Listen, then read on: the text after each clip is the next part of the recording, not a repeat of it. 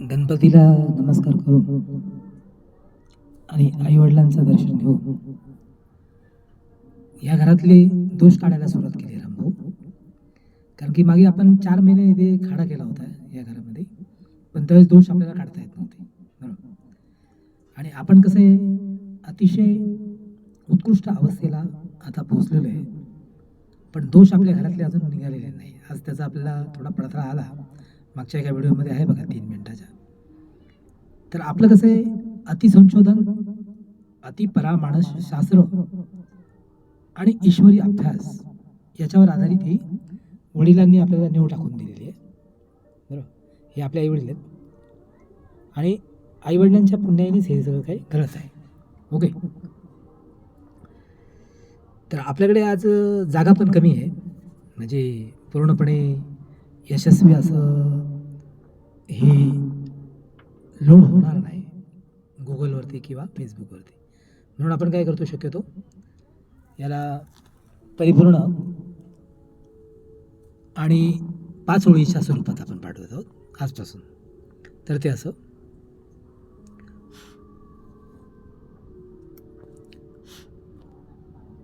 Negative शक्ती कशा जरा आपल्याला ग्रंथ पण वाचून देत नाही. आता मध्ये एक बल्ब उडाला आहे, तर हे आतापर्यंत 200 ते 300 बल्ब उडाले या घरामध्ये.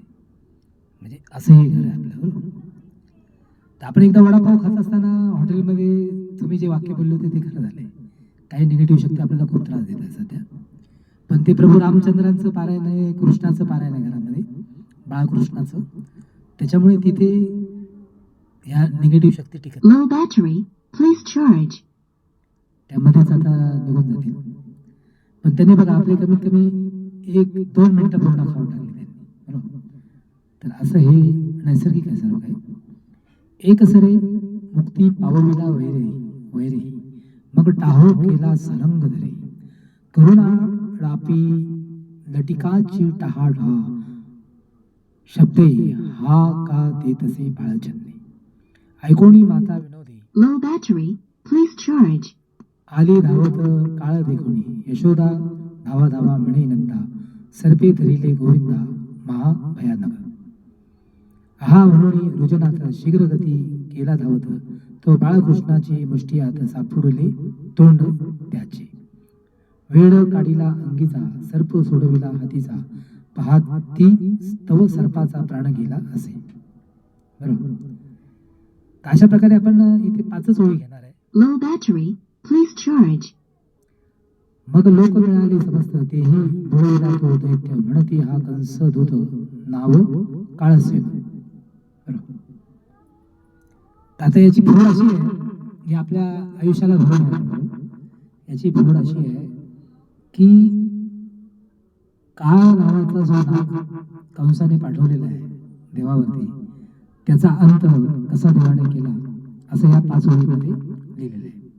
लो बॅटरी प्लीज चार्ज, आपण पण ह्या स्थानिक एरियातले राक्षस, जमिनीखालच्या शक्ती किंवा विखरून ठेवलेला अगाध शक्तींचा अंत करण्याच्या मागे लागलोय. मग त्याच्यामध्ये आपली ही श्रीकृष्ण भगवंताची बाजू आहे, विष्णू देवाची बाजू आहे, आणि त्या ह्या अध्यायामुळे काय होते, त्याच्यात आपल्याला यश येत चाललंय दिवसेंदिवस. बरोबर. मग अंतर्यामी शक्ती, साधू संतांचा अभ्यास हा वेगळी बाजू आहे, पण आता हे आई वडिलांचं घर असल्यामुळे इथे आपण अतिशय पूर्वजांना संतुष्ट करण्याचा हा प्रयत्न आहे आपला. बरोबर. आणि गिरजाच्या घरातल्या लोकांनी आपल्याला जैन धर्माचा अभ्यास दिलाय, पण आपण काय करतोय, आपला जो मूळ धर्म आहे, जो आपला मूळ धर्म आहे, त्या मूळ धर्माच्या द्वारे आपण फक्त आणि फक्त श्रीकृष्ण या अध्यायाचा पारायण करत आहोत. बरोबर. तर याचा अर्थ मी तुम्हाला सांगतो थोडक्यात. अर्थ कसा आहे: लो बॅटरी प्लीज चार्ज, एक सरे पॉवर ऑफ, लावलिया वैरे मग टाहो केला सारंग धरे, करुणाळ आपी लटिकाची टहा टहा, शब्दे हाका देतसे बाळचंदे. तर आता देवाने काय केलं की त्या वैर्याची त्याला आता मुक्ती द्यायची, देवाला त्या राक्षस नागाला मुक्ती द्यायची आहे. मग श्रीकृष्णाने काय केलेलं आहे, मुद्दामच ठाव ठाव ओरडायला सुरुवात केली, लहान मुलाचा आवाज काढायला सुरुवात केली. ऐकोनी माता विनोदे आली धावत. आता हे ऐकून काय आलं, आई तिथे धावत धावत आलेली आहे, श्रीकृष्णाची आई. काळ देखुनी यशोदा धावा धावा म्हणे नंदा, सर्पे धरिले गोविंदा महाभयानक. आता महाभयानक सापाला श्रीकृष्णाने धरलेलं होतं. आहा म्हणून रुजनात शीघ्र गती गेला धावत, तो बाळकृष्णा त्याची मुष्टी अंत सापडले तोंड त्याचे. आणि देवाने आपल्या मुठीत त्याला दाबून त्या राक्षस नागाला मारून टाकलेले. वेढा काढीला अंगीचा, सर्प सोडवी हातीचा, पहावया तो सर्पाचा प्राण गेला असे. मग तो लोक मिळाले समजते, तेही ओळखिला तो दैत्य, म्हणते हा कंस धुते नाव काळसेनू. तर काळसेनू नावाचा जो राक्षस नाग होता त्याला देवाने आता आपल्या मुष्टीतून हाताने दाबून मारून टाकलेलं आहे. बरोबर. तर ही आजची लीला होती रामभाऊ. आता ही लीला आपल्याला मोठी पण करता येते आणि याला अतिशय सुसंस्कृत भाषणामध्ये परिवर्तित करता येतं. पण इकडे दक्षिण देशाला कसे आपण दोष काढायचे काम चालू ठेवले, तिकडे चाटुरीच्या गावी आपण दोष काढत आहे. म्हणजे आपण सुद्धा कसं आहे, परमेश्वराचं एक महाकारुणी स्वरूप धरून ह्या घराला आता न्याय मिळवून देत आहे आपण. बरोबर. मग त्याच्यातच कसं आहे, आपला संसार नटेल आणि आपण सुद्धा या संसारातील जो एक आत्म आनंद असतो संसारातील, तो आपल्याला ह्या घरामध्ये घेता येईल. तर हा प्रयत्न पप्पांनी चालू केला होता घरामध्ये आणि त्याच्यातील हा एक छोटासा दाखला आहे. मग आपण आता 36च्या पुढे जावं, 102 पानामध्ये 13वा अध्यायामध्ये. विस्मय झाला गोळिया म्हणती, कृष्णा ते बघावया, कंसे पाठे दिला बाळिया महाकाळा. तर अशा प्रकारे तिथे गोपगड्यांना खूप आनंद झालेला आहे की कंसाने हे काय पाठवले देवावरती. परी बाळ हा अति काढा, येणे केला याचा रगडा, मग तो नेऊन उघडा टाकीला यमुने माझी. तर अशा प्रकारे त्याला यमुनेमध्ये नेऊन टाकलेलं आहे तिथल्या सामाजिक लोकांनी. काळसेनू नंदात्मजे, मारिला ऐसिया मोजे, सभामंडपी कंस राजे ऐकिली मात. तर अशा प्रकारे सेनूला ह्या नंद आत्मजाने मारून टाकलेलं आहे आणि ते सभामंडपात आता ही कंसराजाला ऐकायला गेलेली ही गोष्ट. ऐकोणी दैत्य नाथा अधिक प्रवतरी चिंता, म्हणे नंदकुमार सर्वता नागवे कवनासी. पाहो एवढा काळसेनू, बोलूनी गेला अभिमानू, शेवटी नलगता क्षणू मारिला देखा. या बोलात तवकला शकटासुर क्रोधे गडगडीला, नेत्री ज्वाळा चांडीत उठिला, बोलिला गर्वमध्ये, म्हणे राया तू महाकाळ, सुरवरा हलकल्लोळ, आणि काही तो नंदाचा बाळ वानिला तू. काळसेन होय अभंग, परी चुकला माराचे अंग, अकलिया मरणभंग झाला तयासी. तरी आता मथुरा पती मज आज्ञा दे, झडती माझ्या प्रतापाची शक्ती अवधारी राया. माझी षटकन लाटी मारिणी महापर्वत पिटी, असंख्यात झाडे दाटी मोडिता वेळू न लगे, माझ्या चक्राची गडगडाती, आदी शेषादी वळे पुटी कुर्माचे पाय. आता हे सगळं स्वतःच्या पायावरती चालू आहे रामभाऊ. आपण कोणाची मदत घेत नाही, भावांची वगैरे कोणाचीच घेत नाही, बहिणीची मदत घेत नाही. स्वतःच्या हिमतीने हे सगळं आपलं हे चालू आहे प्रयत्न. आणि लग्नही आपण स्वतःच्या हिमतीनेच करत आहे. कारण की आता जर कुणाचं आपण मदत घ्यावी तर शत्रू इतका मोठा झाला आहे, कंस आणि रावण इतका मोठा झाला इकडे, की तो आपल्यासारख्या देवाला कोणी साथ द्यायला तयार नाही. बरोबर. आणि आपण एवढा मोठा प्रताप गाजवला हे कोणी मान्य करत नाही. फक्त साधू संत ही कोणती गोष्ट मान्य करतात. जो मी एवढा मोठा महाकाळावरती विजय मिळवला आहे ते कोणी मान्यच करायला तयार नाही. रिगती पोटी थरारी वसुंधरा, वसुंधरेचे वीरखना, चक्रीपूर्ण करीन गोकुळा, नंदपुत्र मांस गोळा उघडीन क्षणामध्ये, तुझेनी बळे भोपाळा, अंकणा घालीन कळी काळा, तेथे मारिता नंद बाळा काही अवघड. ऐसिया बोला धाकटा, तेने कंस संतोषाला गाडा, त्या सन्माने देऊनी विडा दिदली पाठवणी. मग तो कंसादी सकळ जोहार करून गेला गोकुळा, तो नंदे महाद्वारी देखिला शकट काष्टाचा. तो तेने झुजाट टाकीला, जाऊनी पर्वताग्नी पडला, तेथे आपण होऊनी ठेला तद्रुपी शकट.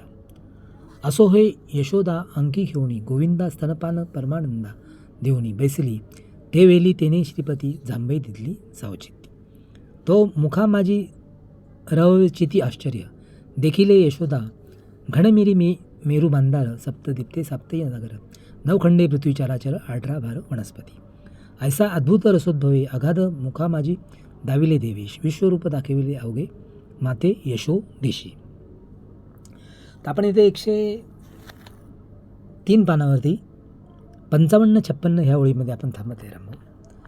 कारण की कसं आहे, ह्या जागेचा आहे तुम्हाला चमत्कार सांगतो बघा. या ठिकाणी हे बघा हीच जागा आहे आणि ह्याच ठिकाणी हा श्रीकृष्णाचा ग्रंथ नव्हता म्हणून एक राक्षस जमिनीच्या आतून आला.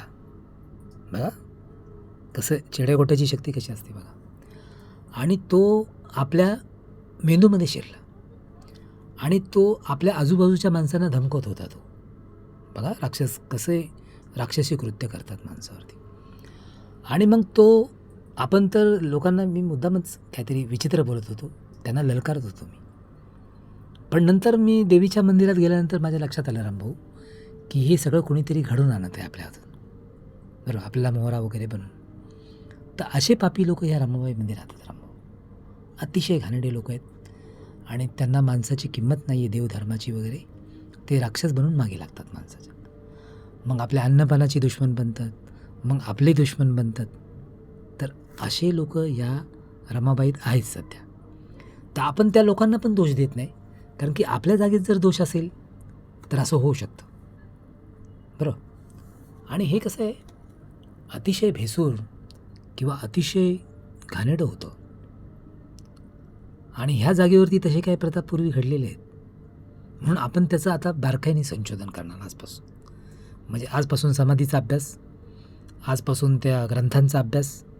आणि मी गेली खूप दिवस प्रयत्न करत आहे हे घर सुधारवण्याचा, पण तो आपला प्रयत्न यशस्वी होत नाही. का निगेटिव्ह शक्ती आजच बघा कशात. बल्ब गेला 20 रुपयाचा, नवीन आणता येईल 15 रुपयाचा, 15-20 रुपयाचा बल्ब गेला, बरोबर. त्याच्यानंतर आता मी मोठ्या डी जे आवाजामध्ये हे बोलत असतो जेणेकरून ते जे निगेटिव्ह शक्तीला मार बसतो जोरात. आता आपण जितक्या जोरात आवाज करेल ना तितक्या त्या निगेटिव्ह शक्तीला मार बसतो. मग तो डी जे पण आपला कसं आहे, बॅटरी चार्जिंग करायला वेळ नाही आपल्याकडे, असं होतं. म्हणजे एकूण परिस्थिती अशी आहे की परमेश्वराच्या घरातसुद्धा अशा निगेटिव्ह शक्ती असतात, त्या मानवाला त्रास देतात. आणि हे इतके मोठे देव वगैरे आहेत घरामध्ये, बरोबर. मग असं घडतं कसं या घरामध्ये? तर याचं कारण आहे की आपण ह्या घरामध्ये सुस्थिर होणे हे काही निगेटिव्ह शक्तींना मान्य नाही राम, बरोबर. आणि त्याच्यामुळे मी तुमच्या ऑफिसमध्ये येत नाही, कारण की आपलं कुटुंब, आपलं घरदार हे परमेश्वराच्या आनंदाला साजरं नाही अजून, बरोबर. आणि आपण बळबळ एखादा मनुष्य आणला आहे इथे, बरोबर, तर त्या माणसाच्या अंगात अनेक निगेटिव्ह शक्ती जातात आणि तो मनुष्य आपल्याला कायमचा पारखा होतो. इवन तो त्याचा आवाजसुद्धा कायमचा बंद होतो. अशा पद्धती इथे रमाबाईच्या घरामध्ये आपल्याला सापडल्यात, आढळल्यात. संशोधन चालू आहे, बरं. आणि त्याच्यामुळे मी राजकीय वर्तुळातसुद्धा जास्त मोठी उडी घेत नाही, कारण की आपण लोकात सांगे ब्रह्मज्ञान आणि स्वतः कर्मपाशा याचा काय उपयोग आहे समाजाला, किंवा आपल्या घरातल्या लोकांना तरी आपला काय उपयोग आहे. म्हणून ते संशोधन हे वडिलांचं संशोधन आहे, आपलं स्वतःचं नाही आहे. आणि ह्या अध्यायाची तुम्हाला मी पुढची बाजू दाखवून, हे सत्य कारण आहे, बरोबर. म्हणजे ज्या वेळेस परमेश्वराच्या मनात येतं त्याच वेळेस माणसाचं चांगलं होतं, बरोबर. आणि आपल्याला ह्या गोष्टी खूप त्रास देत होत्या रामभाऊ. ज्या शिवसागरच्या त्या दिवस लक्षात घ्या तुम्ही, की ज्यावेळेस आपण एका ताटात वडापाव खाल्ला होता, बरोबर, आपल्याच हॉटेलमध्ये. मग त्याच्यानंतर ह्या शक्ती अजूनही आपल्याला त्रास देत आहे, कंटिन्यू सातत्याने त्रास देत आहे, बरोबर. तर हे सगळं गावाकडे पण आपण आपल्या म्हणजे बजरंगबलीच्या शक्तीने काही सेकंदात गावात पोचतो मी.